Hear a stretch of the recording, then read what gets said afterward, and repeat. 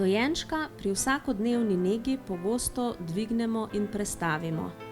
Pri tem se mu moramo s svojim ravnanjem prilagoditi in mu omogočiti, da pri dvigovanju tudi aktivno sodeluje. Kljub temu, da do starosti 3 mesecev obračanja na bok samostojno še ne obvlada, mu s tem posredujemo zelo pomemben občutek pravilnega poteka gibanja.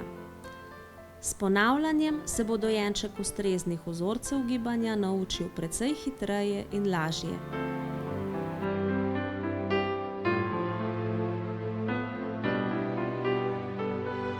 Pri obračanju na bok z eno roko objamemo koleno nasprotne noge, z drugo roko sežemo pod medenico in jo podpremo.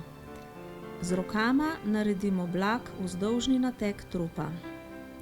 S tem prijemom in dvigom dojenčkove ritke od podlage težo njegovega telesa prenesemo proti ramenom in jo nato počasi prevalimo vstran.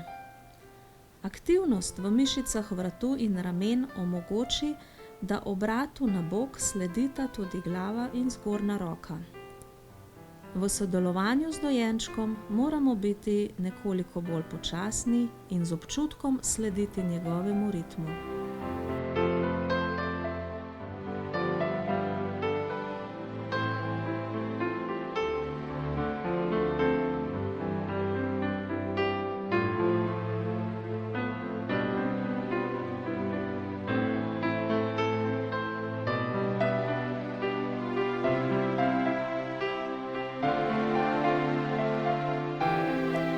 Če dojenček leži na boku, z roko sežemo med njegovima nogama pod ramo, na kateri leži vse do glave. Z drugo roko stabiliziramo dojenčkovo zgornjo ramo. Spodnja roka podpira glavo, zgornja roka vodi dvig proti pokončnemu položaju.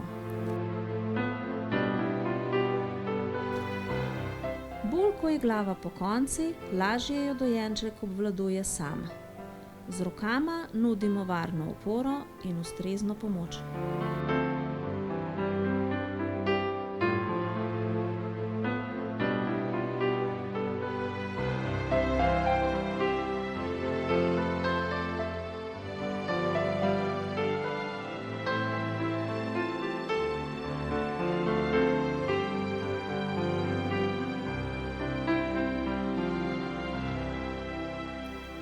Ko dojenčka želimo položiti na podlago, prehod izvedemo postopno.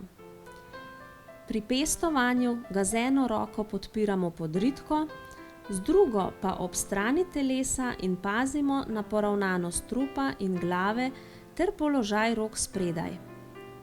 Dojenček se podlage dotakne najprej z medenico, kakor da bi ga hoteli posesti. Nato roko, ki je podpirala podritko, prestavimo na spodnji del trebuha in nasprotni bok.